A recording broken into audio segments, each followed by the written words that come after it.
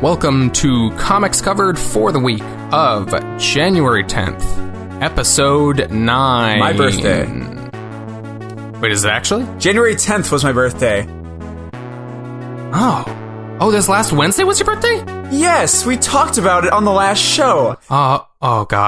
Oh God, I'm sorry. Yeah, I know you're sorry because I was going to give you loads of shit because I looked through our text conversation. You didn't actually have a birthday at all. I'm so sorry. Well, you never said anything about it. I forgot. I have to say something about it when my best friends. I say it. Yeah, I know yours is September 24th. Okay, well, I'm terrible. I'm sorry. Shame. I've been very, very busy with work, 26, almost 30. I'm dying over here, Doug. I guess we all are every day. Whatever. Here on Comics Covered, other than forgetting our friends' birthdays, we talk about comic books and the world around them, the comics industry, comics, games.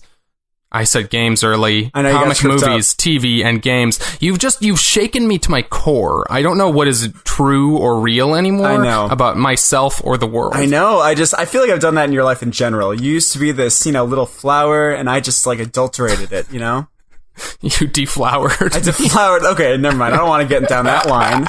Okay. All right. We will also talk spoilers, and we'll probably say some words which might upset you. I don't know what upsets you, but I mean, we might say a word that might do it. We'll warn you about the spoilers, though. Mm-hmm. I'm Doug. I'm our resident comics veteran, which, by the way, we started putting signatures on our social media posts so that people would know which one of us is posting from our Twitter account. And I have decided to stop referring to myself in every post as Doug, the comics veteran, because it feels very pretentious. I can feel that. I will say putting on everything I say that's comics related, just being like Doug, the comics veteran. Yes, like nobody can argue with what my opinions are. So I can see that. Yeah. Now I have also I've also committed myself to saying Jack the New Reader because I think it's hysterical. Mm-hmm. Is that juvenile? I don't know. Yes. In any case, I am compared to you though. Yes. Our resident comics veteran. Yes. And as an example of that, I know who, and I love this one. I love this one so much. What is it? The red bee. I know who the red bee is. Is it a red bee like the letter or a bee like a bzzz? Well, I've written it out for you on the rundown you're looking at. No, I don't have that part. I have half the screen on it, so I can't see that part. Oh, sure. It's like an insect, a bee. Okay. The red bee. Okay. Well, I'm Jack. I'm a recent convert to comics, the cult, and the cult. Yeah. Okay. Red bee. The red bee. Okay. So I'm guessing the Comic Vine page that you have open right now. Let's see here. The red bee. Okay. I'm going to guess Big 2 just by probability, and I'm going to guess it's DC. It is? Okay. Also, Doug, you got to do better on this, because now I'm just doing probability-wise, because last week it was Big 2 Marvel. This week I was thinking about it's going to be Big 2, but it's probably going to be DC. I'm going off probability. I don't think... Okay, all right. I'll throw some curveballs at you. Okay. I was going to go with... Here's just a little bonus one here. I was going to go with Lady Stiltman, but I figured that was a little bit too easy for you. Yeah. But the name Lady Stiltman is so good. Lady there are so many things that you can do a lady thing for. But it's Lady Stiltman. Lady Stiltman. Weird. Not Stilt Lady. Weird. Anyway, but the real character is the Red Bee. The Red Bee. The Red Bee. Let's say Red Bee. You know what? No. She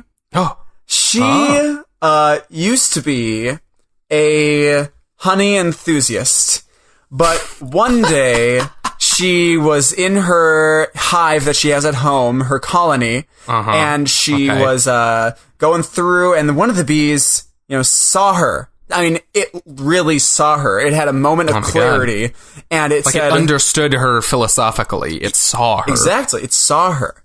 And it went up to her and noticed she was menstruating.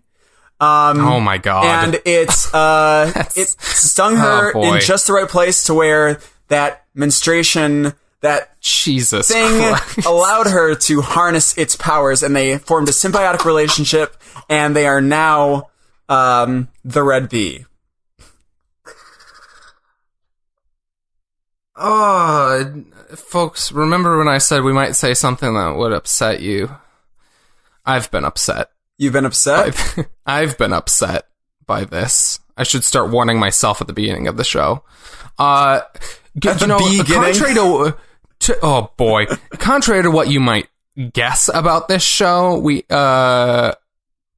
generally don't talk about menstruation. And, contrary to what you would think about the Red Bee or a DC Comics character, they generally don't involve a lot of female bodily functions. So this character is actually not that. Oh. It is also a man named Richard Raleigh, and well, first off, he has a wonderful costume. The picture on Comic Find does not do it justice. He has striped red and yellow pants and a red tunic, and then his sleeves. He has white sleeves, and they're like thin and wispy and like poofy. Oh, thin, wispy, and poofy.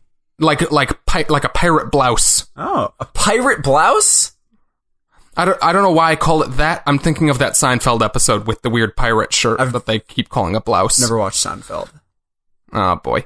Well, you're missing out. Anyway, he has I'm seeing conflicting reports here. My understanding of him before looking this up was that he had a trained bee named Michael in his belt. Oh. This mentions a swarm of bees at some point in here as well. It also mentions Michael, his favorite bee, who lives in his belt. So is it like an Ant-Man thing and he controls the bee, or... No, he just trained the bee. Oh. He's a man. He's a normal man, and he trained the bee. What? He trained Michael the bee, and he helps him fight crime. That is insane. I mean, I love it. It's the Red Bee. Is the bee red, or is the guy just red and he has a bee? Oh, he's red. It's just a bee. Okay, so wait, let me get this straight. The guy has nothing special about him except that he trained a bee. He apparently has a stinger gun. It says stinger in quotes gun. And so he's got some sort of weapon, and then he either has one highly trained bee named Michael or a swarm of bees or both.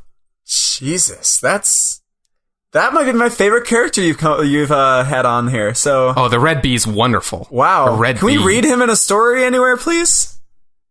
He has a small role in Starman, one of my favorite series. Although he is dead, he is a ghost in that series. Oh, but he shows up and talks as a ghost, and it's great.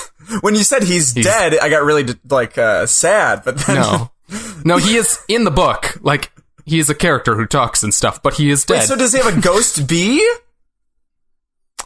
I don't remember. Oh, I bet there was a ghost bee. Oh my god, what is there the ghost? Had to have been a ghost bee. Is this like ghost as in like, Patrick Swayze rules where you can like touch things still, or is it ghosts like they're in like it's like a weird afterlife / maybe dream sequence thing where he's talking to a bunch of dead characters. Dang. So it's just kind of a scene. Like they're not acting like ghosts or anything. Jesus. They're just there. But Okay. But the Red Bee. Red Bee. I like it. Wonderful. Patrick Swayze. I just haven't heard of him is he in any movies still? Is he dead? I mean, they just announced he's going to play the Red Bee in the upcoming movie. Wouldn't that be great? So he's dead, isn't he? Is he dead? I think he's dead. Oh shit! I feel so bad now. I think he died a while ago. I completely forgot. Long time. And I completely forgot about that. I think he is. Yeah, he died in 2009. Well, too soon. Yeah. Too soon for Patrick Swayze talk, I think. Jack, how was your week? My week was pretty good. What did I do this week? Are you ready for this? I watched a lot of Punisher. Oh, yeah. Yeah. Nice. It was, yeah. It's good. I'm excited to see where it goes. I'm only halfway through. I think I'm about where you were, because you said you stopped at like 6 or so, right? Yeah, so it's somewhere halfway. I don't exactly remember what episode it was, but around halfway, maybe a little over, maybe. But yeah, so that was good. I'm excited to see where it goes. That's about it, though. I don't really have any other comment. Oh, it's my birthday. Sorry, it was my birthday, so that was a thing this week. That was in comics related. Well, it wasn't because I didn't know about it. So. Yeah. So I guess it didn't exist. We'll retcon that in your reality.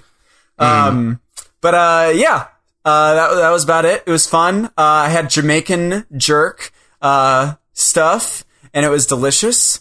And no, that's about it though. It was really, really fun. I wanted to go see, The Disaster Artist or Proud Mary. I still haven't seen The Disaster Artist. What is the other thing you said? Proud Mary. It's like, what is that? Atomic Blonde, but for African American version. Okay, sure. It's a spy movie. Did you see the trailer for Red Sparrow? Is that like a follow-up to Red Bee? With the It's the spin-off of Red Bee. No, but it's like, it's a movie with Jennifer Lawrence, and it's like, someone said like, and we'll come back to this in a minute, but someone said like, they're not making a Black Widow movie. Let's just make a Black Widow movie and not use the name Black Widow. Huh. It's all about like a program of red sparrows who are children who are like co-opted into this child assassin program in Russia. Okay. Is literally, I don't know if you know much of you probably don't know much of Black Widow's backstory, but that's Black Widow. That's really weird. And what production company is doing it? I'm not sure who's making it. But I just watched the trailer, and it was... I'll have to watch that. Jennifer Lawrence and Joel Edgerton is in it. Joel Edgerton, he's in the thing that Netflix is doing, right? The director of Suicide Squad with Will Smith. Is he in that? Yeah, is he the orc? He's the whatever. Yeah, the weird-looking dude. The orc. The orc. It's supposed to be an orc? Rude. That's rude, Jack. Sorry? It's a movie about it's a fantasy metaphor about racism. How dare you call the orc weird looking? Okay. Sorry. In any case, by the way, we should tell everybody what we're trying to do this week. That we're trying to be like more concise and everything. We've done that perfectly so far. I know. But yeah, so that we're trying to be more concise and everything, and we're already 2 minutes over what we wanted to do a rundown because we talked too much, and Doug forgot my birthday. Yeah. That was about the reason. So, yeah. In the name of moving on, I didn't have a week. I blacked out this whole week. Let's talk about some news. Good. News, okay, Jack. News. So the big news, this week in my eyes, or at least the most like conversation worthy, is the Fox, shuffled a lot of the release dates. Yeah. I know we talked recently about Fox, 21st Century Fox is being acquired by Disney, or at least that's the plan. I don't know that the like ink is dry on that deal yet, or what the situation is actually as of late, but it's still a thing that's happening. But they are still putting out movies. Yeah, they have filmed. I want to talk about this. I want to talk about this.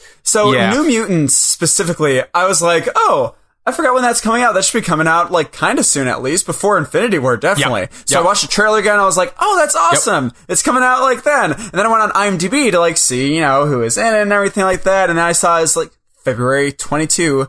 Yep. And then I was like, oh, damn, they got that done fast. Then I saw 2019. I was like, that has to be a typo.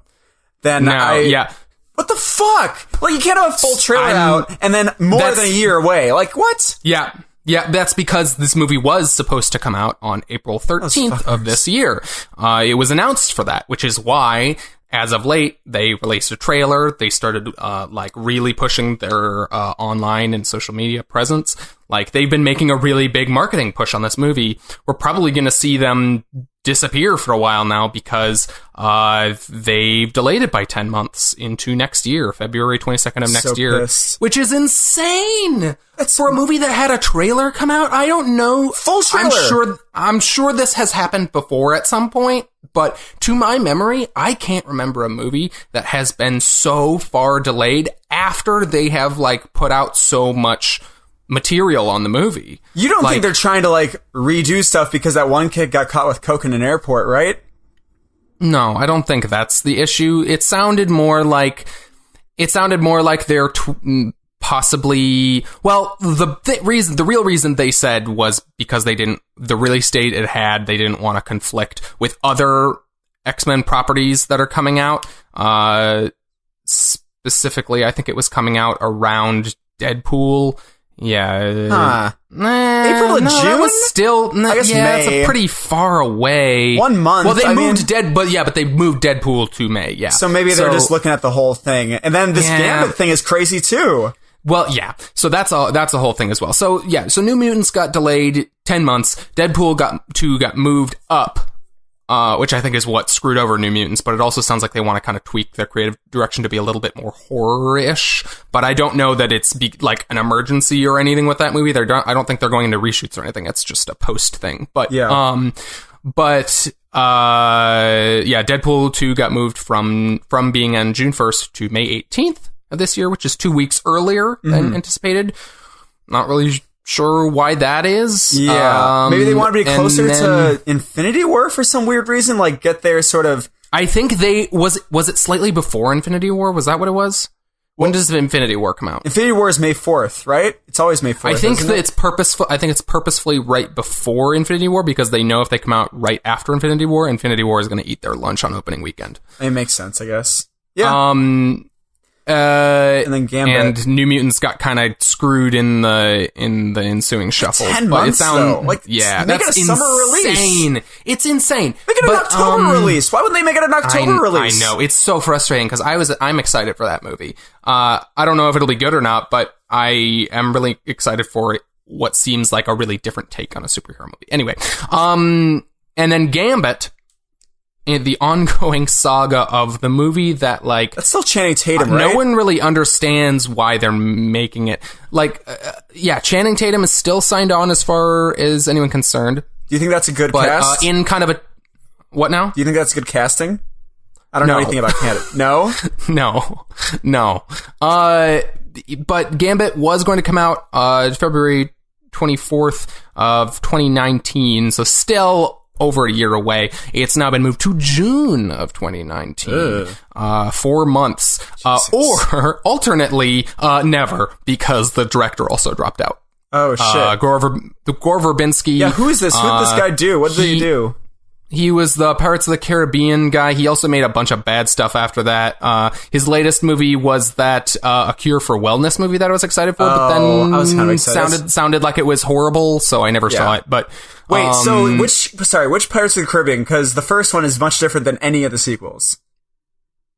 He made the first one, and then he made the first one and some number of the other ones. I think it was maybe like the first 2, maybe 3, or maybe it was just the first one. I don't remember. But, yeah, so it was, I don't remember who all these people are, but I'm just going to read them off. They had Rupert Wyatt originally, directing this movie, and then Doug Liman, who I think, is he the Edge of Tomorrow guy?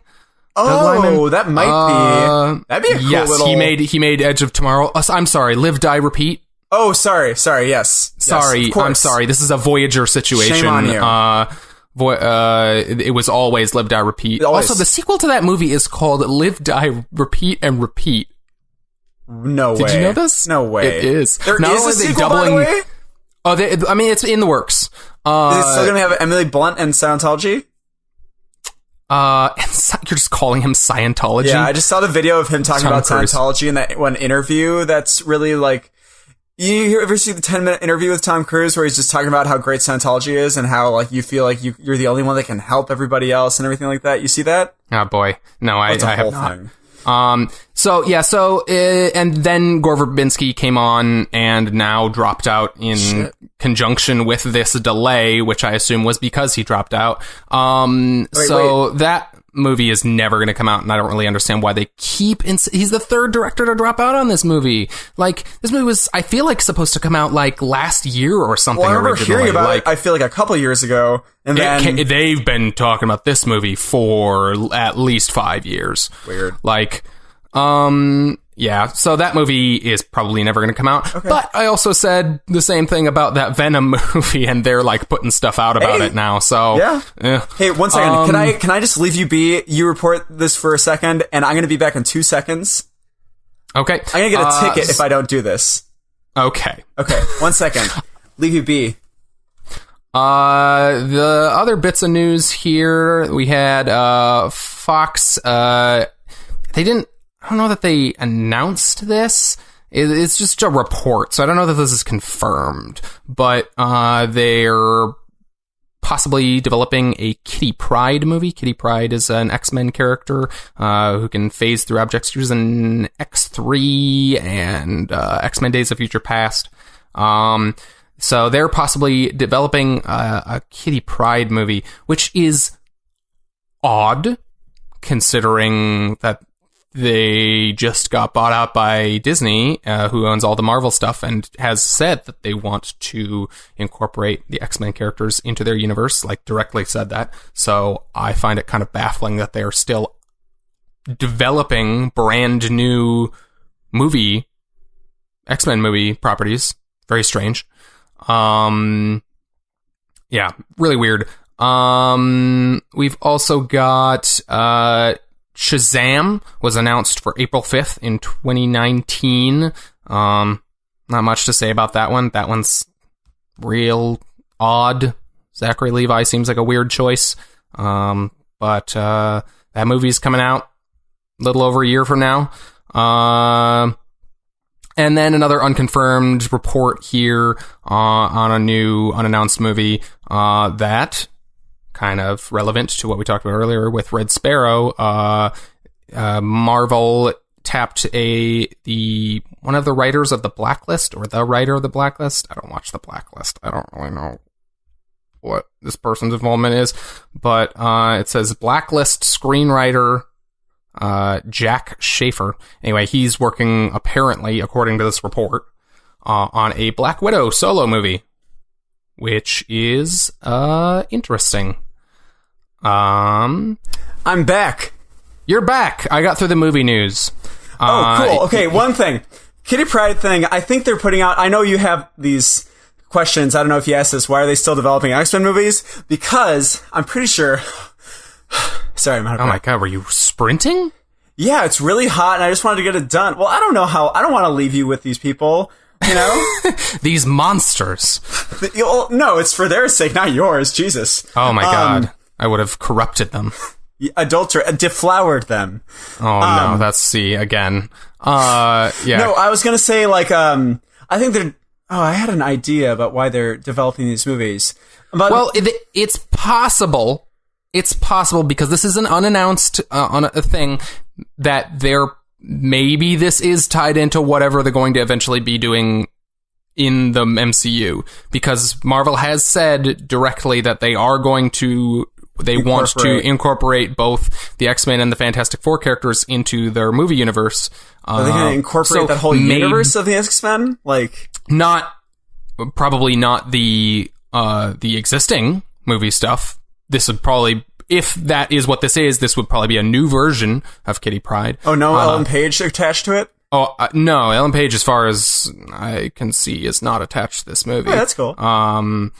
So, but also maybe they just are fucking idiots and are still trying to develop solo X-Men things. Like, that's insane. They did let Brett Ratner direct a X-Men movie. Well, okay, but like that's their like, it was terrible, but like that's their right to do whatever if they have the rights to their stuff. But like, they just got bought by Disney.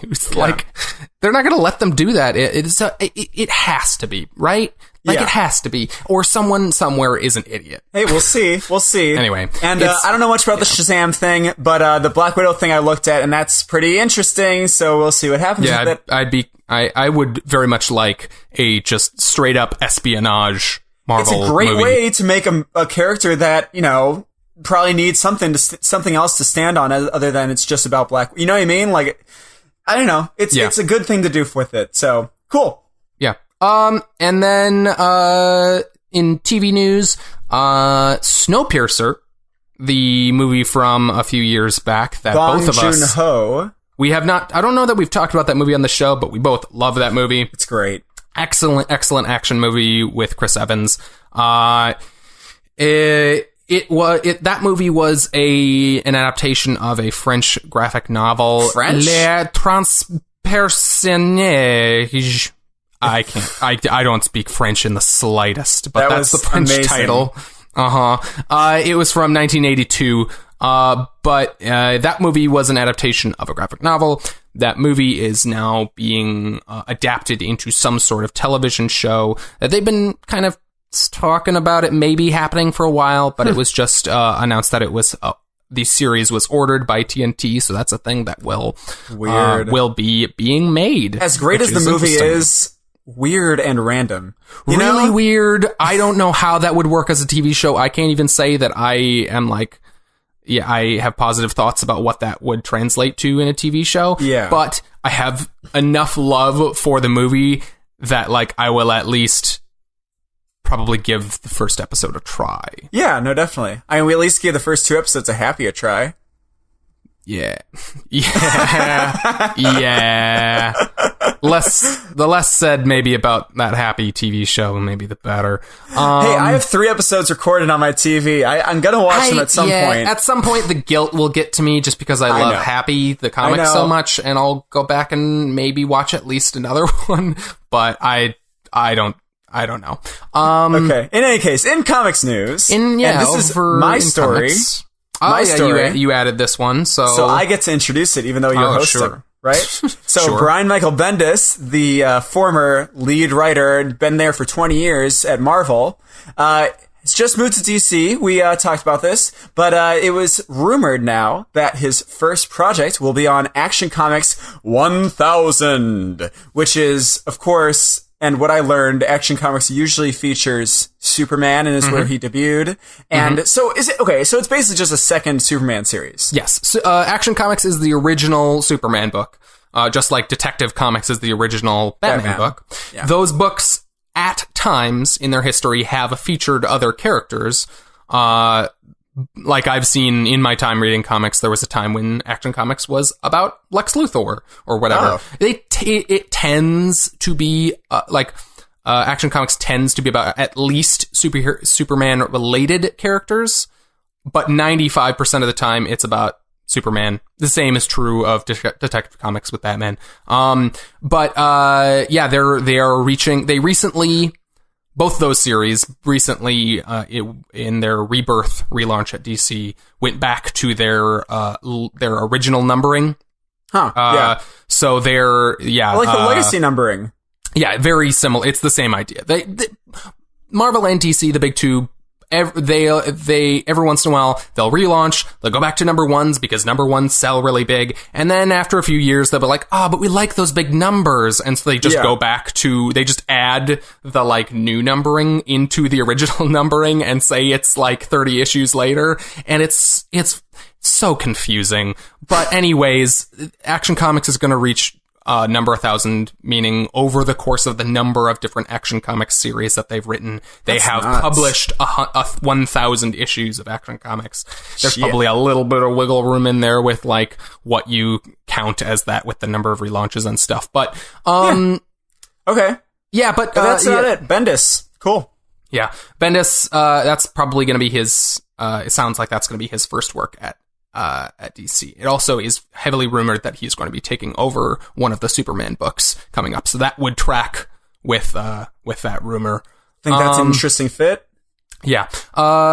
Marvel reacquired the Conan license. Okay, so is this Conan the Barbarian? Conan the Barbarian. I didn't know this was a comic. Is that, I just know it's a shitty Arnold Schwarzenegger movie, right? I'm not really sure what the lineage of like that character is. It was introduced in 1932 in a series of sword and sorcery stories published in Weird Tales. Sword and sorcery. which Sorry. I believe is Weird Tales is a comic, so it sounds like he's a comic book character. Okay, I'll take it. And then made his Marvel Comics debut in 1970. And then the license went to Dark Horse in recent years and has just come back to Marvel. I don't really have much affinity for Conan. A lot of people were very excited about it on social media. This is exciting for people who like that character, I guess. I don't really know what the difference is theoretically in the stories, but I don't know. Marvel has a bigger stable of like big writers and stuff, so I guess that's exciting. Yeah. Okay. What can you do? Yeah. Maybe we'll check it out. Who knows? Yeah, who knows? I don't know. I have never consumed anything about Conan. I wouldn't think you would Conan consume paper or man flesh. Man flesh too. Okay. So then we talked about that new announced Exiles series. The new Exiles. No, it's just Exiles. Sorry. It's a new series called Exiles.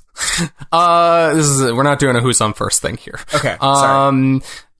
The recent version of Valkyrie that was in Thor Ragnarok, the movie, played by Tessa Thompson. Mm-hmm. She has a very specific look and personality that is different from the comics version. Really? And I thought that was like a total Valkyrie blasé. in the comics. What? No? I said blasé, sort of. I don't care about much. You know, you have to. I don't know. I just mean like it's very different from what that character is in the comics. Okay. Traditionally, like the character in the comics is a Valkyrie and is also kind of like a female kind of Thor. Like she sort of thing. Yeah, she's another Asgardian, wears armor, is a badass, fights. Yeah, You say but bites? like she's much what? You say bites or fights? Fights. Okay, She sorry. fights. Also, she bites. Probably, if like you put her in like a dangerous situation, she probably wouldn't hesitate to bite someone. I mean, imagine. That's neither here nor there. Who wouldn't? But yeah. So so a version of Valkyrie inspired by the movie version of Valkyrie.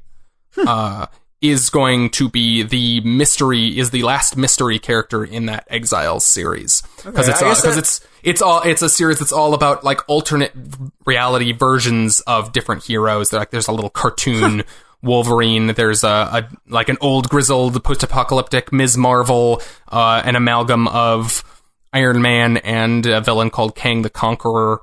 Also, I read about the Wolverine thing. I saw that it is a thing that's used in some cartoon or something. It's from like a cartoon in an existing comic, like a fictional cartoon. So that's fascinating. Cool. Yeah. Weird.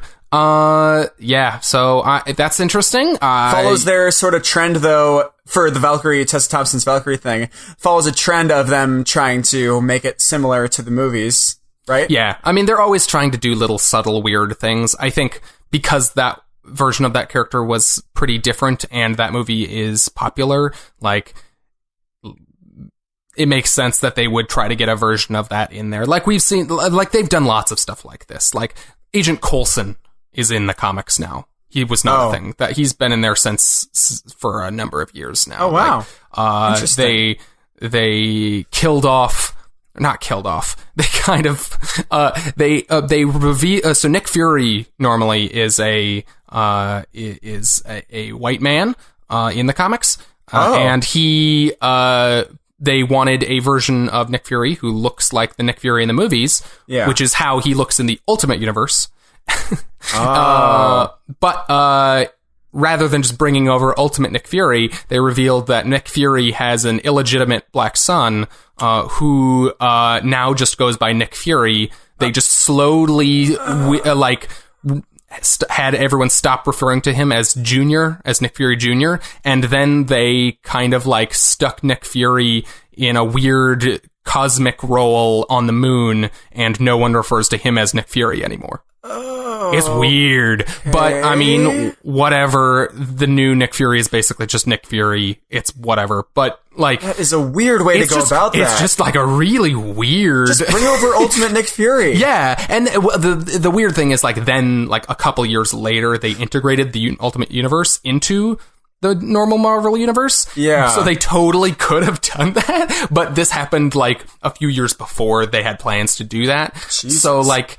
It's real weird, but whatever. Okay.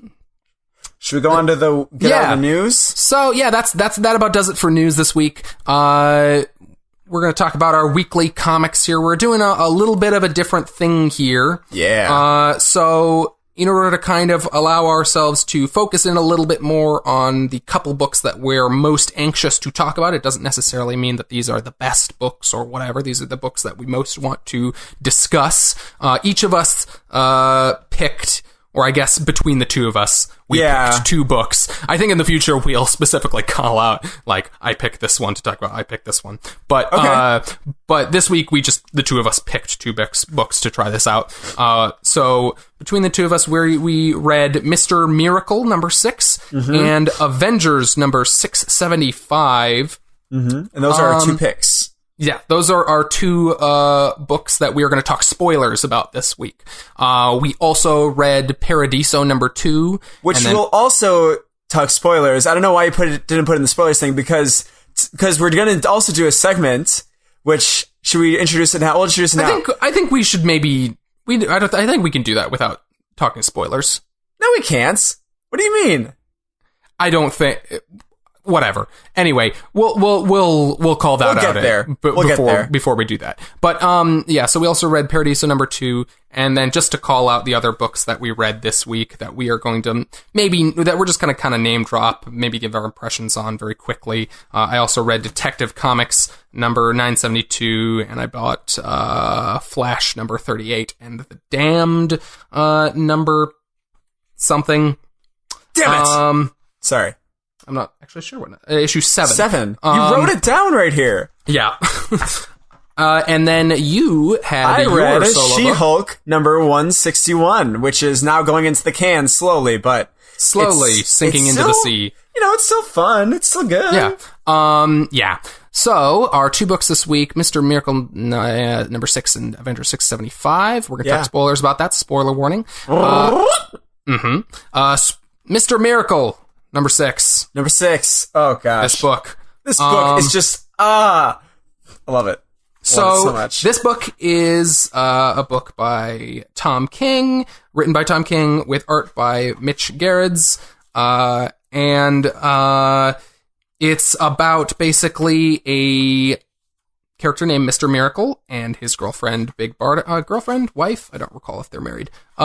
They are a couple in any case, in some form. They're living on Earth, but they both have ties to this race of alien gods called the New Gods. They're constantly at war with these people from a planet called Apocalypse, usually led by Darkseid, big DC villain. And they keep getting dragged into this mess.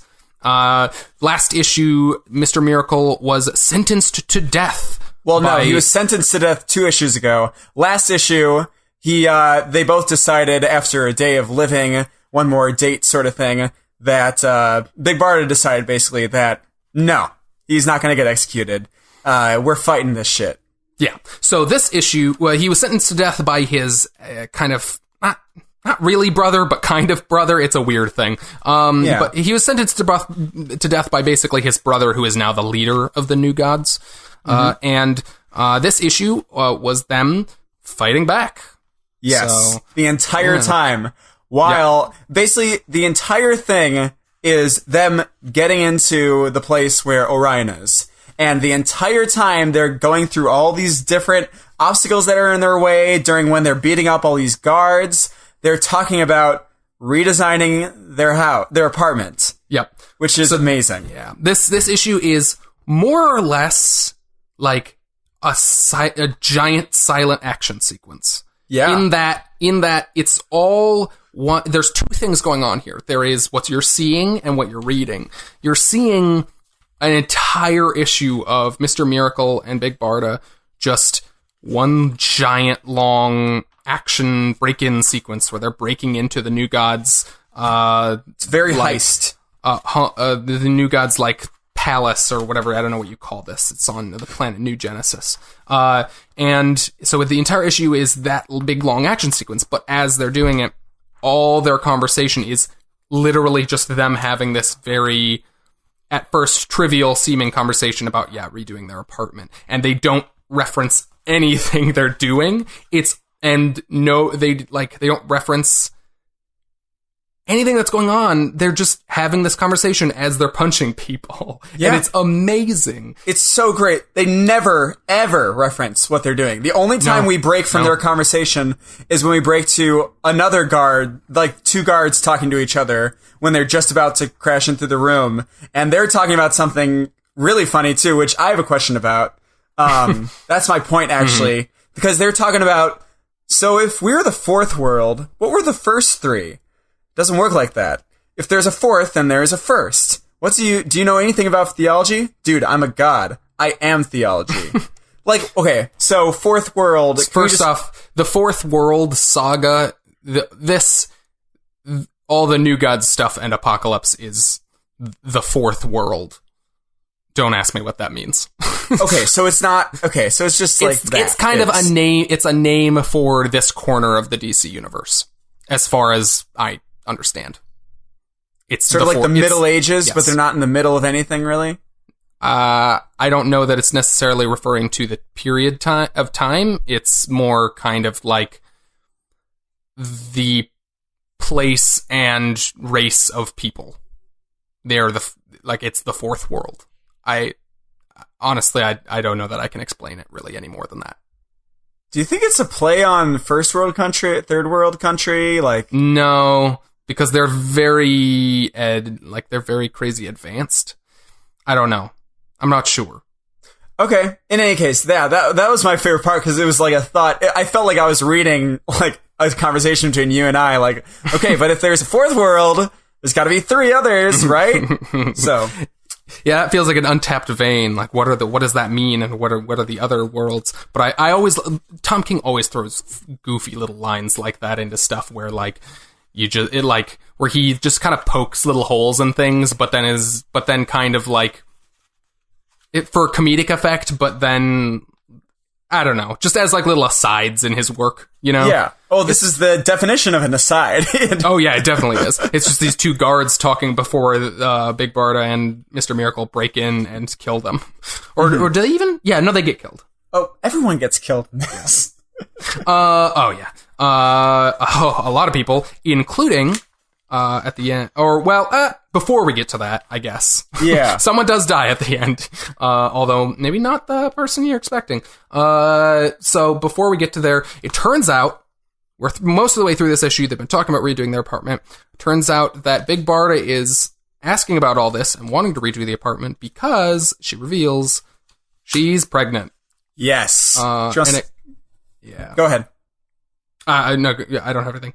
I was just going to say, I was going to add in the specification. She wants to take off of stuff from the kitchen and, make their bedroom bigger or add another bedroom or something like that. But yeah, she wants to build a second bedroom, which that's how they get to that part of the conversation is he's like, why do we need another bedroom? And she's like dodging the question. And then she's like, fine, I'm pregnant. Like they need a nursery. Yeah. And so they're like, Scott's Mr. Miracle, Scott-Free is very excited about that. They're both very excited about that. They're like, all right, we've made this emotional kind of little journey through this conversation. We're about to go now. After that reveal, they finally talk about what they're doing. Yeah. And they say, like, we're going to go face this. I'm going to, if my brother won't let us live, we're going to kill him. Yeah. Well, now he's fighting for his own family, you know? Yep. And he's really happy here saying, oh, hey, I'll get rid of the cigar boxes when we get back. And it's the first time I think we've seen him smile like this much, you know? He's like beaming almost. He's been very depressed all this series, and he finally has something to be happy about. And then he goes into that throne room. And I don't entirely understand exactly what happens in this, but he goes into the throne room, and Orion, his brother, the ruler of the New Genesis, of the New Gods, is dead. And he yells, "What did you do?" Right at the screen, almost he'd be facing the camera if he was on screen. Yeah, and it appears as if Darkseid is there. He is. No, he is. Oh, no, he is there. I missed the boom tube panel. So Darkseid is there, and he booms out. And then we have a panel. He leaves. He teleports out. But also, this is such great. I love the Darkseid does not do, and then there's the same black panel we've been seeing. Darkseid is. Oh, it's good. It's just so great, and then boom, and then he's out. Yeah, and then Scott Free is somehow very affected by this in ways that I assume we will come to understand in the next few issues. But Big Bart is not in the room right now. He goes sits on the throne, and she comes in and she's like, "What happened? Like, what is this?" And he just says, "I saw the face of God," and I don't know where this is going to go from here. Is he's taking the throne then? Like, he's taking over New Genesis? That's crazy. Maybe he has to. I don't know. Like, he's next in line. Honestly, I really want to read the first parts of this now, like, to see everything that has happened until now, just to... And you'll have a little bit of time, because they're taking a month off. Gosh, so sad. Yeah. So sad, but understandable, and if it means that they get to keep the quality bar as high as this is, and it's literally only a month, which is pretty small in the grand scheme of things for better than the comic book delays. Doom Patrol. Yeah, Doom Patrol takes like 5 months off at a time. It's granted that is 2 weeks from now. Yeah, it's coming out. Did you read this little thing for the Terrifics at the end of it? I've seen this preview and a few things, and I keep glancing at the art and trying my hardest to not read the dialogue because I want to be fresh on that book. I'm super excited for that book. Very excited. Okay. In any case, yeah, that's Mr. Miracle, though. That's pretty great. The other book we want to talk in depth about is Avengers number 675. This is the start of a 16-part weekly Avengers event. This is going to be a whole thing. So Avengers is going... Normally, like every other book, comes out... Actually, I'm not sure if this one is once or twice monthly, but it at least doesn't come out every week. So it's going to, for the next 15 weeks, in addition to this past week, going to be coming out every week. And we're going to be getting a new entry in this No Surrender story. It's written by because it's coming out so often, a 3-writer team of Mark Waid, Al Ewing, and Jim Zub. Zub. It's a fun name. Don't make fun of people's names. You always do that. Okay. Well, I didn't mock him for his name. I said it was a fun name. Yeah, I didn't either. But art by Pepe Larraz. Really the only person on that whole creative team I'm familiar with is Mark Waid, but he normally writes the Avengers core title.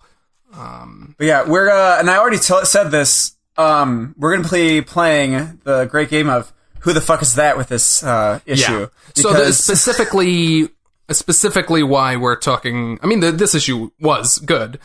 I think specifically... I don't think it was like... It wasn't mind-blowing or anything. No, but like, the big thing was the end. That was about it. Yeah. Like, it was just... the end is also fascinating. But, and I definitely want to talk about that. But, one of the big reasons I want to talk about this is because this is a show that's largely about kind of me teaching you about comic books. And I would imagine that you read this issue and were constantly just like, who the fuck are any of these people? Yes. Also, okay, so... and all these different squads. The thing at the back really did help, and I did look at all of them, and I was like, okay. So, first question, why in the hell are there 2 wasps? Like, that was the worst thing for me. That actually is something that I'm not sure about. I should admit. I see it's Nadia Van Dyne and Janet Van Dyne, so I guess... Janet Van Dyne is the original Wasp. And then Nadia Van Dyne, I would imagine, is Their like daughter? a Hope Van Dyne scenario. I'll look it up, but What's Hope Van Dyne? From the Ant-Man movie. She is... that's Evangeline Lilly's character? Yes, Evangeline Lilly in the movie is Hope Van Dyne, which is, I don't believe, a character who exists in the comics. So I don't know why they didn't just name this character Hope Van Dyne. They don't want to make her Russian or something. I'm not sure. I'm not familiar with this. It says, daughter of Hank Pym and his first wife, Maria Trevaya. Oh. Sure. Dang. After escaping from the Red Room, which is the program that created Black Widow. Oh, wow. She decided Red to Bee, use too. She decided to use the alias of the Wasp. I do remember them revealing this character. But also, I didn't realize that Janet Van Dyne is also just out there. She's been dead for a long time. So that must be... Both of those, I think, are fairly recent developments. She's on the Unity Squad. But also, it's a really hard time to come into the big Marvel stuff like this, because there's two versions of every character. And, I don't know. Anyway... Well, okay, 1 second. Also, so my other thing is, are there, series for each one of these things? Is there a Unity Squad series? Is there an Avengers series? Is there a US Avengers series? An Occupy Avengers? Is Occupy Avengers just Occupy Wall Street stuff? What the fuck? I don't really actually know anything much about Occupy Avengers. I remember that was... and Red Wolf. I think that was a book. But there's definitely an Avengers book. The, quote, Unity Squad is a book, I believe, called... oh god, what is it? Uncanny Avengers, which is basically a Avengers and X-Men combined team. I guess I can see because that. they had a big event called A versus X a few years back, Avengers versus X-Men, where they fought, and then that the result of it was we need this squad to kind of keep the peace between us. And then US Avengers is a book that's currently ongoing. I know next to nothing about that other than it's just United States they only do stuff in the United States. I would imagine they are somehow represented, they are somehow government affiliated in some way, would be my guess. Weird. They've got Red Hulk, who is... Oh, wait. This is a new Red Hulk? What? Why? Weird. Who's usually Red Hulk? General Thunderbolt Ross. Oh, I know who that is. Although this is a General Robert L. Maverick, who I've never heard of. Big ass mustache. Yeah, my recent inexperience with Marvel is showing a lot here. I tend to, when I read Marvel stuff, I tend not to read the big event stuff. And I tend to read solo books on kind of the fringes, because whenever I try to jump into the bigger Marvel stuff like this, I hit this kind of wall where I'm just I don't know who any of these people are. But that's my own fault just for not reading more Marvel books. You mean you don't know who Citizen 5 is? Cannonball or is Enigma? it Citizen Who V? the fuck are these people? Wait, where is Iron? What? Citizen V? I'm pretty sure that was Baron Zemo, wasn't it? Yeah, it was. I know who Baron Zemo is. Yeah. Baron Zemo was the villain in Captain America: Civil War. Oh, is that guy? Okay, cool. Yeah, although he has a costume and a whole thing in the comics, but this is not him apparently. Although I'm pretty sure that's what he went by when he was on a different team, pretending to be a hero. Anyway, not relevant. And Tony Ho. Who's Tony Ho? Iron Patriot. I know who Iron Patriot. That's Rhodey, right? Wait. Iron Patriot? Yeah, well, in the movies it was Rhodey. Iron Patriot was actually... Tony Ho? Norman Osborn. Oh. In the comics. They basically, at one point, they defeated all the heroes, took over everything, and then created an Avengers team, and they were all off-brand fake versions of the Avengers, and Norman Osborn was going by Iron Patriot. Well, shit. Okay. Yeah, which is why it was super weird when they used that in the movies. But I was really thrown off because when they first refer to Iron Patriot, this girl, we see that Iron Man sort of looking thing, and they say, "Hey, Tony," and I was like, "Why are they spelling it with an I?" And I thought he was in a coma. Confusing.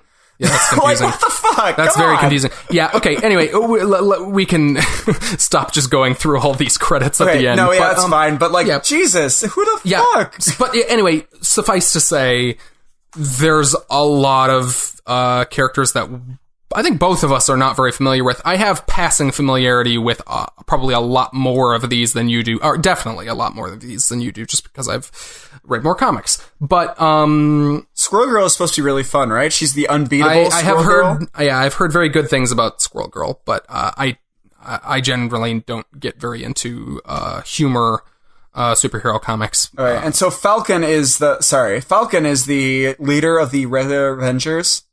Yes, because he was Captain America for a long time, and he was leader of the Avengers as Captain America. Okay. And now he's gone back to being Falcon because Steve Rogers is back, and he's Captain America, but Captain America is not part of the Avengers right now. So he's still just leading. He's just as Falcon. Okay. So basically, what's happening in this book is the Earth mysteriously disappears from where it is in the universe and has appeared somewhere else, and they don't really know what's going on. There's people on Earth who are like trying to figure out what's happening because there's like disasters happening because of the crazy shift of the Earth, like big storms and stuff. And then also on top of that, Captain Marvel. There's also characters who are in space. Captain Marvel and her team Alpha Flight were in space and saw like the Earth is gone and they're just in space now. Alpha Flight, yes. Right. That's just another team. Why don't they put that in the back? Yeah, I don't know. I assume because they won't be as big of a part of this. They should be. Jeez. They seem to be highlighting in the back of this book the characters who have not been frozen. So that's a thing that happens in this. Like a bunch of the characters, it seems like most of the not human, I guess, most of these superhero characters have been frozen. And so then there's a kind of remaining kind of little group of characters who kind of join up at the end, and they're like, we're the remaining reserved Avengers who they've been like put into this weird stasis where they're like frozen in place and all blue. Yeah. And they're like, we need to kind of team up and figure out what in the hell's happening. And then poor Jarvis. Yeah, Jarvis, which I couldn't remember. Did you know that Jarvis was a person in the comics? I think I know that Jarvis was a person. He was a butler for all of them. I think I knew that. He was sort of an Alfred character. Okay. Yes. He's Alfred, but for everyone. The entire Avengers. Yeah. I mean, he's Tony Stark's butler, but since Tony Stark joined the Avengers, he is the Avengers butler. Yeah. Like he works in wherever the Avengers work. Okay. Yeah. But yeah, and then after these unfrozen people all get together in the same place, talk about Jarvis, they're sad, and then it's revealed who has brought them all there, and they all recognize her. Yep. So this character who comes back is Voyager, and Voyager has been basically retconned into the history of the Marvel Universe in a very word? It isn't because she's been conned into there. She's been in the continuity of the Marvel Universe, the continuity is being fucked with. Like, in the story of this book. Which, by the way, is really funny to me because, just like we had in Doctor Strange where the Sentry came up, which, by the way, is that spoilers now? He's just there. That was a few weeks ago. Like, okay, whatever. But, Sentry showed up, and I was like, oh, who the fuck is that? This time, I'm like, who the fuck is that? But everyone else is like, oh, who the fuck is that? Right? Yeah, I didn't know if I should say anything to you about it or not, because, comic books often end with last page character reveals of, oh shit, that character's back. Yeah, and then I saw the statue in the back. They do that in this book. There's a last page character reveal, and she shows up, and everyone's like, oh, she says, after all this time. Can it be after all these years? I always knew it when we really needed you, you'd be back. And then reveal who it is, and it's like, who the fuck is this? I was like, is that who Storm becomes or something? Because she has the gray hair and know. It's. But I saw the statue in the back also, and I was like, okay, so I need to know who this is. Yeah. So they teased this in the one-shot Marvel Legacy that came out a couple months back. And they didn't really call any attention to it. Not Tony Stark. Someone was looking out someone was looking out a window at Avengers Mansion and looked at the statue of the original founding Avengers, which is normally Hulk, Ant-Man, Iron Man, Wasp, and Thor. Those Captain five. America? No, Captain America was not a founding Avenger. Oh. He came in a number of issues later when they unfroze him from the ice. Okay. The person in Legacy was looking at the statue, and they said, I can't put my finger on it, but something is wrong. I'm completely paraphrasing there. And she was there? But like, they just show a shot of the statue, and it's those 5 characters plus some other lady. And you're just like, and they don't say anything about it in the book. No one says anything other than that character saying, like, I can't put my finger on it, but something's wrong. And they show a shot of the statue. And you're just like, like, if you weren't paying attention, like, you wouldn't even notice that was there. Yeah. Which is kind of a fascinating way to do that. But, like, I feel like it's very confusing for a lot of people who haven't been paying attention to this stuff. But so she shows up at the end of this. She's also standing in front of another statue of the founding Avengers, and she's in it. So she has been somehow sneaked into the history of the Avengers to the point where she is a founding member. It's just this crazy. character who I know is named Voyager because I have seen some like interviews or whatever. Well, she's on the next cover. Yes. The cover of the next issue has a weird meta cover of a person holding the first issue of Avengers, and on the cover is an homage to it's kind of a redrawing of the original Avengers #1 cover, and she is in there. Also, I got this poster for free from my thing, from my comic book store, that has the cover of this cover, the original Avengers cover with her on it, which is really cool. Like, she's just on this big poster, and I like it a lot, but it's just really fun. I got the poster, and I was looking at it, I was like, oh, okay, cool. I just kind of accepted it. Like, okay. At this point, it's like, I don't know who anybody is. But that's kind of like why this is kind of fascinating, the way in which they're doing it, because they're kind of presenting her in the book in pretty much every way as if she is an existing character. Really, the only things that like are calling to that is like the weird meta-ness of the person holding this cover on the next issue and stuff like that. Like, yeah, like the hyper-realism of the nothing, stuff around it is cool. Yeah. Nothing about the actual content in any of these issues is really directly calling out the fact that she shouldn't be there, because as far as anyone in this universe at the moment seems to be aware, she's a founding member of the Avengers and everyone loves her. It's so weird. I kind of love it. Do you think that Tony Stark is going to get out of his coma and then realize, like, this ruse? Like, ooh, that would be an interesting way, right, to go with this, because maybe he wasn't affected by whatever is affecting everyone else. That would, that's interesting. Hey, look at me. Or one of because I don't think any of the other founding members of the Avengers are any of these unfrozen people. So maybe... Oh, the frozen people. Maybe she couldn't get the frozen people to be under her ruse, and these people were. Yeah, maybe somehow the frozen people are people who, for some reason or another, would immune, be able to tell. I'm not sure. Like, interesting. Yeah. But yeah, really fascinating. I'm excited to see where that goes, specifically that plot point. That feels like the hook of this book. Yeah, I think that's the whole thing, honestly. Yeah, that's the other big, like, the Earth's been stolen and stuff. I'm sure that'll tie in somehow. But okay, I'm sorry. Pretty standard, whatever comic. This is a good point. Vision is frozen. The Wasp is frozen. Mm-hmm. Hulk is frozen. Spider-Man is frozen.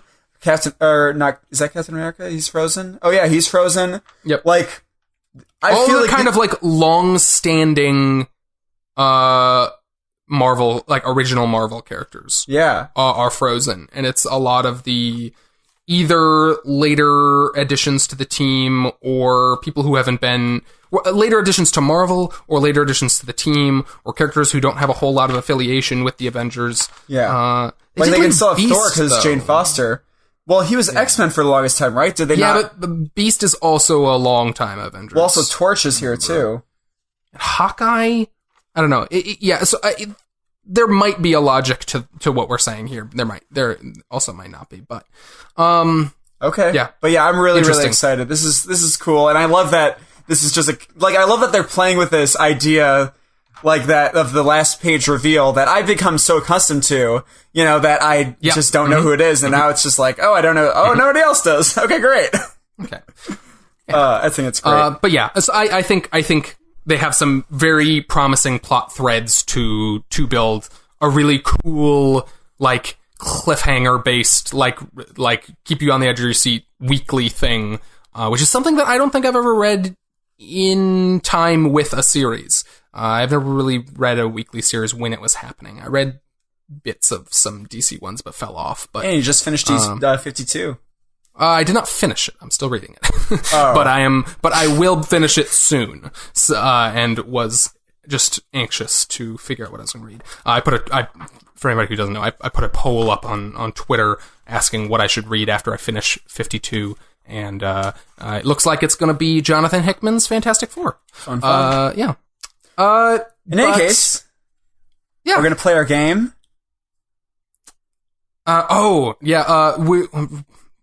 We both read Paradiso this week, but we aren't going to talk about it in detail. So, as just a little game here, try to explain this issue in 1 minute or less. Called One Sentence Synopsis. Or sorry, or not 1 minute or less. Yeah, one sentence. One sentence synopsis.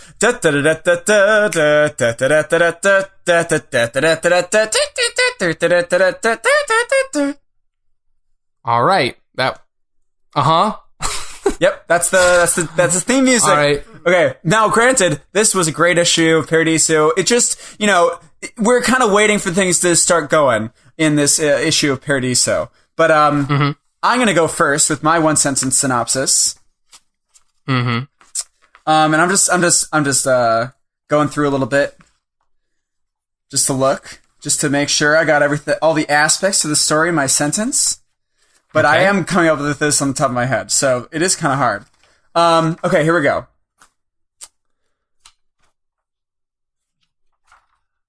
Motherfuckers be looking for technology which they have a lead on, and motherfuckers are scary. All right. Is that it? Yeah, that's it. Okay. That's my one sentence synopsis. I've got Jack Krasnian has a device that makes technology work in a world in which technology does not work. Big scary robot man and girl want it, and they're hunting him down. 2 sentences, but I'll give you a pass because you basically described the story of the last issue too. Sure. But yeah, this book is good. This issue was kind of like a little bit more setup before it feels like kind of shit starts to really hit the fan or get going or whatever we're waiting for. More follow-up on the two people, which we get to see kind of their brutality in what they're about to try and find. Yeah.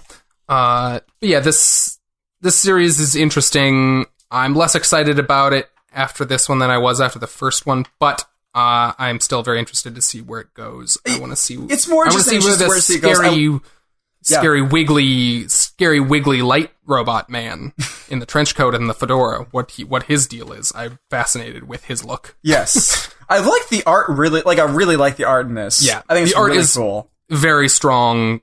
I'm excited to see where this book goes. Yeah. And then just quickly, Detective Comics 972. Oh yeah, you got one sentence. We're going Sports Center style. I continue to enjoy this book. I'm worried that Tim Drake is going to turn into a villain. Oh. That Tim Drake, one of the former Robins, Red Robin, the most recent Robin, yep. The most recent former Robin, I should say, who going now by Red Robin, is, Red Robin. he's going down a little bit of a dark path. Okay. And, they're following that in this book. It doesn't Also, really I'm make very sense with his character. It makes sense with what they're doing with him in this book. I just really like Tim Drake, and I don't want to see him turn into a bad guy. Because there was a future version of him who just came back, and it was a future evil version of Batman. Who comes back and is trying to kill people. Okay. To prevent bad things that happen in the future. It's a whole thing. Also, Clayface is on this team, and he's... you've been waiting for the turn for him to turn back into a bad guy, and it happens in this issue, and it's sad. But anyway, and then you got She-Hulk 161, real quick. What do you think of that? She-Hulk 161. We're following up the leader. This is still spoilers, by the way, just in case you didn't know. The leader has taken capture of Jennifer Walters, trying to take advantage of her lack of control over the Hulk. And basically, he's trying to egg her on to kill an innocent person that he's manipulated into trying to kill her. So she's still innocent because she's kind of an idiot. But Jennifer Walters doesn't want to kill her, but she just turned into the Hulk because she got Jennifer Walters' blood, and, they had a fight, but the way the fight was looked at was they basically went into Jennifer Walters. They went into this white area where Jennifer Walters was human, and the other dumb girl was a human as well, and they were just kind of talking the whole time. And so we didn't get a lot of action between the two Hulks, which it can get tiresome a little bit. But they were just talking about how, please don't, I know you're going to kill me and it's okay. This is what the dumb girl was saying. I was manipulated and everything like that. And Jennifer Walters was like, no, I'm not going to hurt you. We're going to figure out a way to do this. And they figure out a way to, get out of the haze or whatever. And, she ends up being able to control her Hulk, and, defeating the leader is kind of easy. Seems like a quick wrap up. But that's natural based on them getting canned. So. Yeah. Are there more issues after this, or is this the last one? It said this is the conclusion of this. No. They have Jennifer Walters Must Die Part 4 next week, or next month. Next issue on sale, 2/7/18. Okay. Cool. So that was our books for this week. Next week, got a few highlights. The stuff we're both reading. We have Doctor Strange number 384, Justice League number 37, and the second issue of this No Surrender arc in Avengers number 676. Mm-hmm. So those are all exciting. Excited to read those. And then, related to Avengers, and... Yes, 1 second, before we get into this is our Comics 101 section, everybody, by the way. Someday I'm going to actually want to edit in intro music to these bits, and I'm going to have to ask you at some point to stop doing your own. No. I'll write more music. I'll do it. All right. I'll in fact go back to these recordings, and I'll figure out something that kind of vaguely is similar to these sounds that I'm making. Okay, sure. By the way, at the end of this thing, they do have a reveal of some character. Speaking of, she goes to for help. Jennifer Walters. Are you still talking about She-Hulk? Okay. She goes to somewhere. She says Flo, Flo. I don't know. All right, some dude drinking coffee with a dog, cute doggy. But and then the next, it's not easy being green. Okay, in any case, yeah. So our Comics 101, which I'll write music for, is my burning question is events, crossovers, arcs, etc. The fuck is the difference between all this shite? That's what I wrote. That is verbatim what he wrote here. So, Comics 101 is a segment that I've been wanting to get off the ground for a while now, but we've been running long in these shows, so we haven't really had time. It's just too heavy. We can't lift it off the ground. We had an early entry in this on kind of what to look for in comic book art that we never got to really follow up on, but we'll have to do that. It's been too long. So this is a segment in which Jack wanting to learn more about comics, and me knowing a little bit more, is asking me questions about specific things in comics, the comics industry, or comic storytelling in this case, whatever it may be. Yeah. And this perplexes me, this specifically, because I really don't understand the difference. Okay, for example, and I was going to tell you, like, what my whole question, because Doug asked for specifics on my question, but I figured I'd just tell him here. Yeah. So, for example, we're reading Dark Knight's Metal, and it is an event, is what you're saying. Big event. That's the only thing I've heard. And we're also reading Justice League, the series, the arc, the story arc, or whatever. So, I guess what I'm asking is, Dark Knight's Metal involves the Justice League, the entire Justice League, and other people, granted, and it's world-ending shit, but there's also the Justice League arc, where I assume that they deal with world-ending shit sometimes. So, why is this just an event, and it's not a Justice League story? Okay.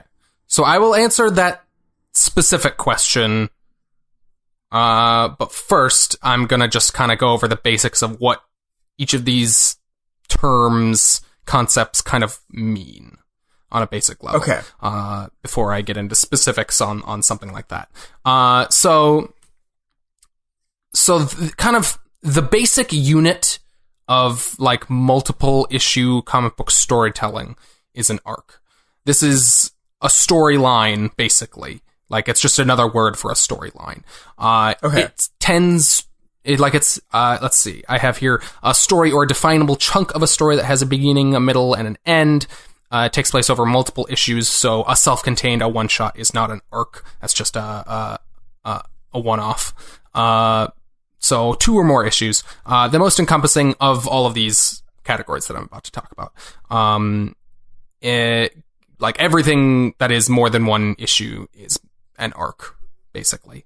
It can be rigid and self-defined by the book, meaning that the book calls out, like, this is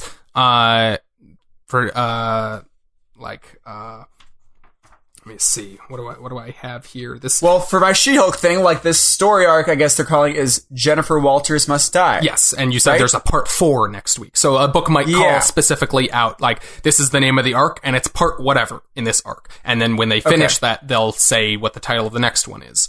Sometimes books don't specifically call out what the title is. Sometimes they just put a title on it when they release it in trade or whatever. But, so it's not always necessarily internally defined by the book, but it's basically, just a definable storyline that has, like, a beginning, a middle, and an end. Sometimes they spin into other storylines. Like, sometimes it's a little bit hard to tell, but that's the basic idea anyway. Crossovers is basically literally just... Wait, 1 second. I'm sorry. So, like, when Scott Snyder did Zero Year in Batman, was the entire 0 year... I think 0 year was... like 3 arcs. Technically a few arcs. Zero year is arc is a kind of a loose term a little bit. Like, you could refer to all of that as an arc. But there are multiple kind of sub arcs beneath that. Yeah. Like, an arc is kind of a malleable word. You can use it for kind of a lot of things. So does that mean it basically just means unit of story? Event? What now? So Zero, could it be like an event? I don't know that I would call 0 year an event, because it's just about Batman and it's a flashback story. In any case, we'll get to that. But so a crossover. A crossover is literally just any book where multiple characters appear who normally wouldn't appear with each other. So if you were reading an issue of Superman and Batman shows up, that's a crossover. That's literally all that term means. So I know you were talking about how the button, the setup for Doomsday Clock, had a Batman Flash crossover with it. Yes? The button was a Batman Flash crossover that took place between... You can do a crossover in a number of ways. A crossover that does not take place in an event would go between the book, the existing... Or, sorry, if it doesn't have an event series. would go between the existing books. So I just read a Superman series that went between that started in Superman, went into Super Sons, went into Teen Titans, and then went back into Superman again. So that is a crossover arc that took place over multiple books. Or you could have an event series, which I'll explain here. One other thing about the crossovers. Mm-hmm. So, like, the Torch thing that you were talking about, that's not a crossover, though. No, because that's a book that is explicitly, this is just an ongoing book that is about Flash and Human Torch. So would you consider the Rogue and Gambit limited series that they're going to come out with, is that considered? No, because that book is explicitly about those two characters. So again, crossovers, all of these terms are kind of a little bit vague, like, to a degree, but like, if the book is Rogue and Gambit appear in it, that's not a crossover because it's a book about Rogue and Gambit, you know? Okay. An event is basically just a big tentpole story arc. This is our blockbuster for this period of time. You know, usually I know what publisher means. Yeah, okay. I wasn't explaining that, but like usually the big two will like have one or two of these a year events, big events. And they're usually, but not always, led by an event series. For example, I would call this Avengers thing an event, but it is taking place within the pages of Avengers, so it's not an event series, it's just an event that's taking place in Avengers. So you could argue that just an event is a big arc. An event is a big, important, universe-spanning arc. An event, however, does not necessarily have to be... An event is almost always a crossover, in that an event is usually about the universe of wherever the book takes place, but not always. It doesn't have to be a crossover, but pretty much is. It's hard to make them as big and world-spanning as the name event kind of implies without having it involve kind of all the characters in the world. But it doesn't necessarily have to mean that. But I assume, like, the Avengers don't have another series going on right now. Like, there's not a book called No Surrender. No. That's what I'm not talking about. I'm talking about, like, is there an Avengers series, though? There is an Avengers series that this is the next issue in that we just read. Okay. So now, the Avengers in the regular series, they deal with world-ending shit, though, right? Okay, so here's where I'm going to start to answer your question. Yes, Avengers is doing basically what you said, why isn't Justice League doing? They are having the event series just take place in the pages of Avengers, right? Like, like you're saying, why isn't Metal just a book in Justice League? It comes down to a number of things. One, this book is specifically about Avengers. It's about, even if it is about, it's about, like, Reserve of Avengers, but it's also specifically about the idea of the Avengers and stuff. It's thematically specific to the Avengers as a team, even if it's a little broader than that. Metal includes all the Justice League characters. The Justice League appears in it, but I wouldn't say that it's necessarily a book about the Justice League. I'd say it's a bit broader than that in terms of scope. Okay. But then also, the main answer is really Mark Waid is writing this Avengers thing. Mark Waid is the normal writer on Avengers.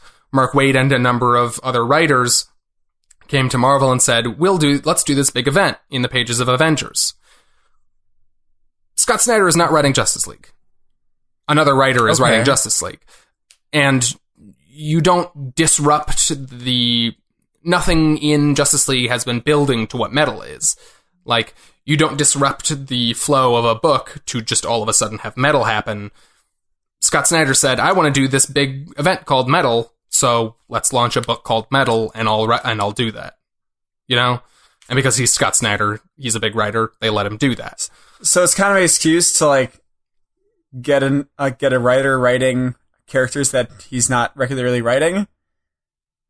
I wouldn't say it's an excuse. I would say Scott Snyder had an exciting pitch for a series that like of course we're going to do it. You're Scott Snyder, and it didn't make sense to put it, I would think, in the pages of a Justice League because it doesn't fit with what Justice League is doing currently, and it's, I would say, broader than a Justice League book.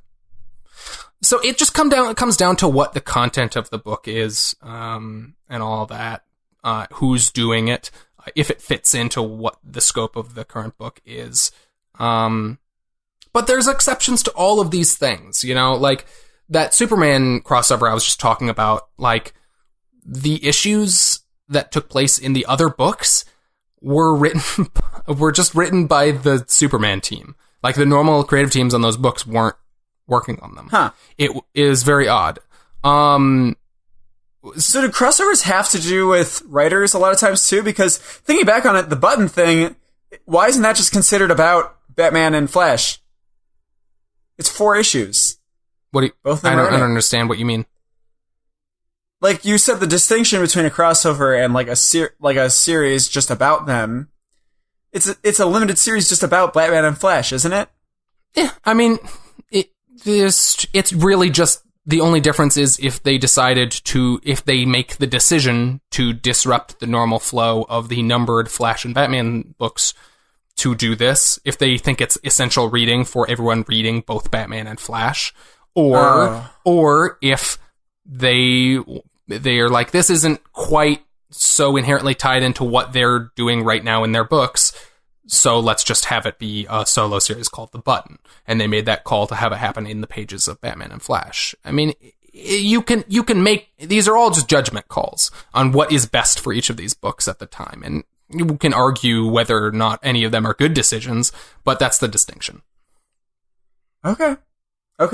So, like, I read the book Cataclysm before, which is when a huge earthquake hits Gotham. Mm-hmm. Was that an event? Because I thought they said it was an event. I haven't read Cataclysm, but I would probably consider that an event. Or No Man's Land or something like that. I don't recall what the overarching name for that is. I think isn't... Because No Man's Land is the aftermath of it, right? I think Cataclysm is like the actual event itself, and then No Man's Land is like the fallout from it, if my understanding is correct. Okay. I have not read that, but you should. It's really good. Okay. I've been meaning to at some point.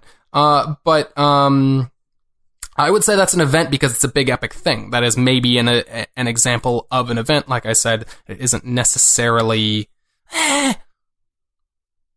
It depends on you. You would know better than me if you've read it, but it depends on how much crossover stuff that is. But that might. There weren't a lot of other heroes. It was mostly all Batman family. Yeah, so that might be an example of a Batman event, a Bat family event that isn't necessarily a crossover. I don't know. Okay, so they have like. Okay, so an event is kind of like. This shit's gonna affect the universe to come. An event is really just a term that denotes that it's a big, important event in the universe. That it's like, it's a big world-altering thing with consequences. Okay, you just read the Infinity Gauntlet. That was an event. That was an event. Infinity Countdown is a future event. Sure. That they're planning for, right? From this year? That would be a lead into, I think they're doing a new Infinity something event of some kind. The countdown thing is, I think, a lead into whatever that Infinity thing is. Okay. I mean, does that is this starting to make a little makes sense. Little bit more sense? I mean, I guess it's inherently just kind of a, like you said, it's a judgment call on what they want to have it seen as. Yeah, I mean, these are all just really, they're all just kind of marketing terms. Is all it is. They're buzzwords that depending on what it is, it you say this is a crossover between Superman and Super Sons and Teen Titans. You're getting people to maybe read other books that they normally wouldn't read. and maybe it hooks them on. Maybe get them to start buying like that one series. Maybe this would have, if it hadn't been bad, maybe I would have started reading Teen Titans or Super Sons. I don't know, but sort of the foot in the door sort of phenomenon. Like, yeah, I mean that's the idea. This one issue because it was part of this. I mean, but that isn't the logic behind all these things. But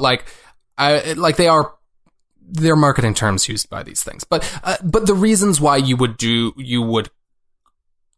any of these different kinds of approaches is all, just basically just judgment calls on what is the best for the current book, the current creative team, the people reading those books, it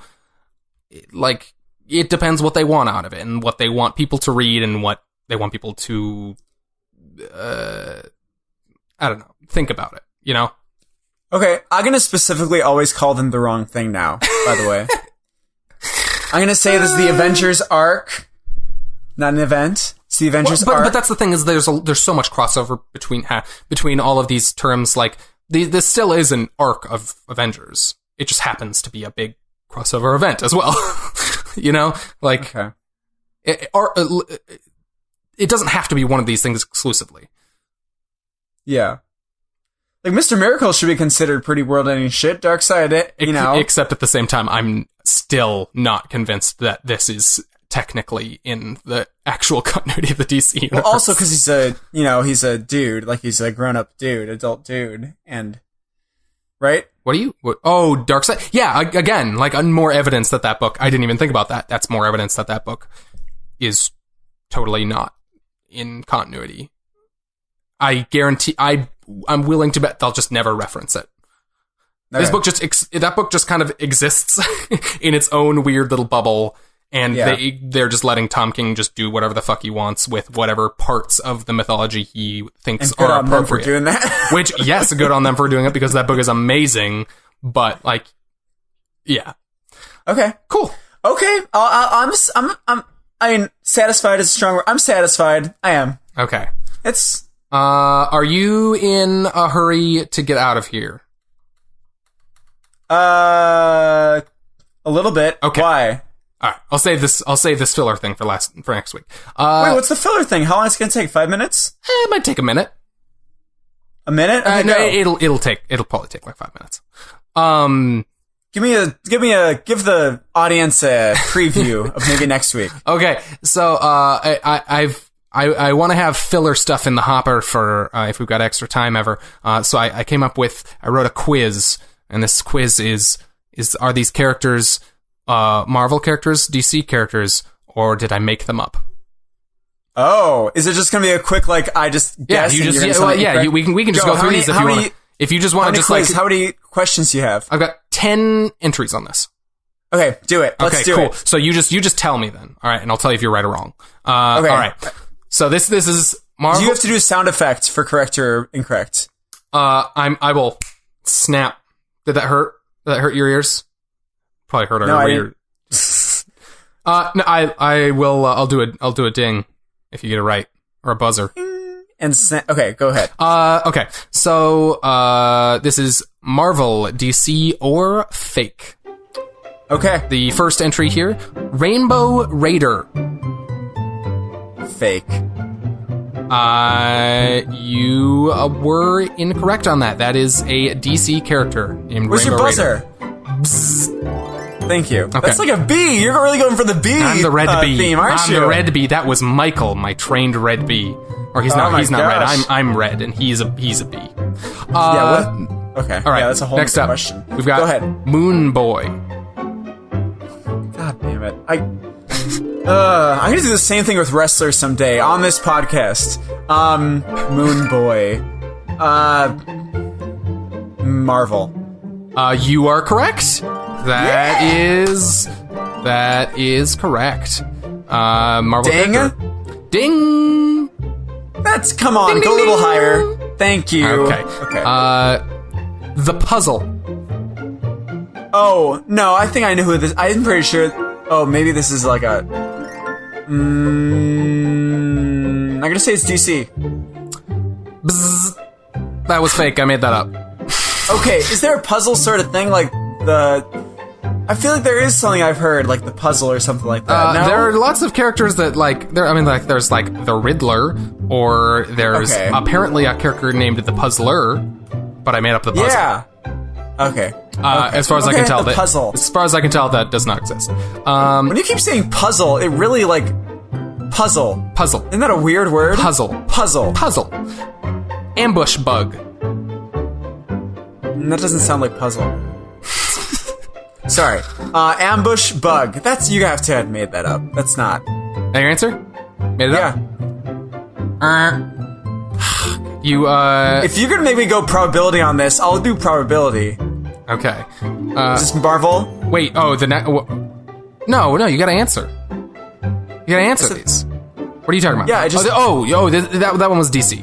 That's a DC character. Okay. Next one. Devil Dinosaur. Made up. That is a Marvel character.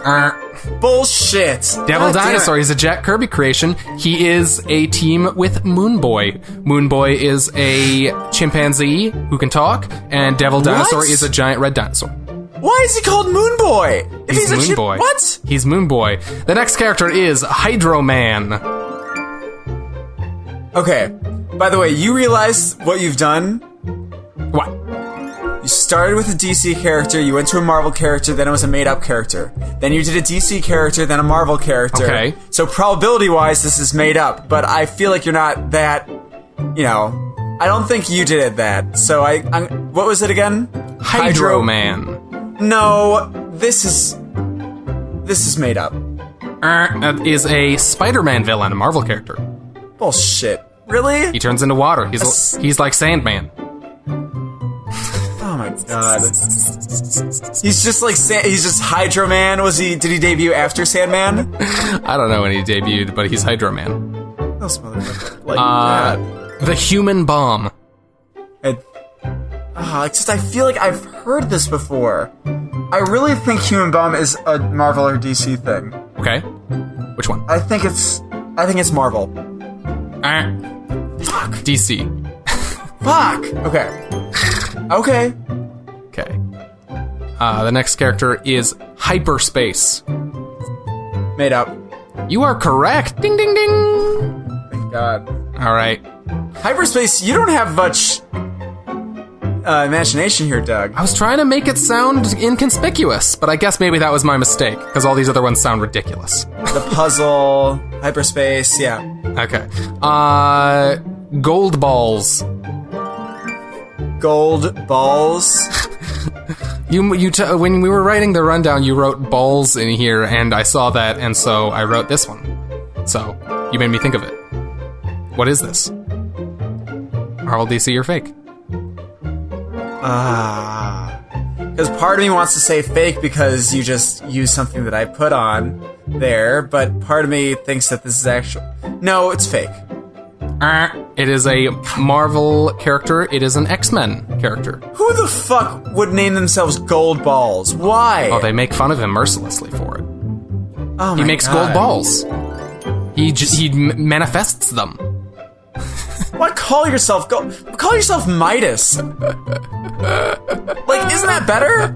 He calls himself. He's named Gold Balls, and every time anyone says Gold Balls, it appears in the big comic book you wear, where he has a logo, and they say his name, and it is the logo, and it's Gold Balls, and it's so good. All right. Oh my God. The finale here. Finale. Condiment King. DC. Ding, ding, ding! Thank you. That was like a dean from the community, sort of thing. Ding, ding, ding! Oh, nice, Jim Rash. That is a Batman villain. Condiment King. Nice. Debuted in the animated series and then was brought into the comics. My favorite Batman villain from the Adam West days was Egghead when he made egg puns all the time. And his henchman was named Benedict. I should watch more of that show. It's great. All right. We should review it on this thing. We should watch it together and that'd be fun. go over each episode. That'd be very fun. We should do that. If we ever need more on the show, do that. That's going to do it for this week. I left some old copy in here. If you made it this far, thank you so much for listening. We're a new podcast. The absolute biggest thing that you can do for us, if you like the show, is to please give us a review or star rating on iTunes. Star rating is super easy. You just click that star. Say, in the new Apple Podcasts app, it's easier than ever. You just scroll down through the details, and it's just right there. You just hit 5 stars, because that's what you have to give us, because what else would you give us? If you enjoyed the show, let someone know about us in person, on social media. In person or on social media. That was bad. I don't even want to. I'm so glad. I'm going to bait you into doing I gotten too comfortable on this show. That's great. Walk into the street and scream at strangers. Listen to Comics Covered! We release episodes on Sundays, so be sure to check in to this feed next week, or better yet, subscribe to the podcast feed, and you never even have to think about it. It just auto downloads. You can listen to it in your never-ending list of podcasts, like I have, that I never get to listen to any of them because there's too many. Oh, but listen to us. But definitely listen to us. Move us up next. Okay. Yeah. But in any case, hey, Doug, sometimes they might want to give us a lower star rating, but at this point, we're still trying to tailor it to different people. So if you think we suck, tell us specifically why we suck and how we can not suck. There's a reason I have never added this ad-lib that you do every single week into the rundown. Why are you calling for people to give us hate mail? Would you rather them not give us hate mail and just hate us? I would much rather they didn't give us hate mail. I want hate mail. I don't need that. All right. I don't need that in my life. I'll give my personal email address. Oh boy. I want hate mail. I think you should tell us why we specifically suck, if we suck, so we can change. And if it's like, don't talk about comics, talk about football, then we're probably not going to do it. But, I can talk about football. Minnesota Vikings, here. Doing very well. In any case, you can do any of that rating, though, and any of that listening, subscribing because we're on iTunes, Stitcher, TuneIn, Overcast, and Google Play Music. Whichever one you prefer, we got you handled. In the meantime, before the next episode, you can find us on Twitter and Facebook under the handle, I just said handle, at Comics Covered, spelt how you would normally spell it. You can also find web archives of all our episodes at comicscovered.libsyn.com, and on our YouTube channel. Or we've started posting video versions of our shows on Facebook as well. So check that out. And if you want to get a hold of us with a question or to tell us why we suck or feedback, send us a message on Facebook or Twitter, and maybe we'll answer you on a future episode. But I won't answer you because I probably won't know the answer. Mm-hmm. Or send us an email at comicscovered@gmail.com. Oh, yeah. Yeah. That's where the hate mail goes. Oh, God. In any case, thanks again for listening. I am... Okay. Darkseid is. I am Michael, the bee who lives in the red bee's pouch. Oh, no, I'm Jack the New Reader. So Jack the New Reader. I'm Doug, and this has been Comics Covered. Cheerio. Thanks.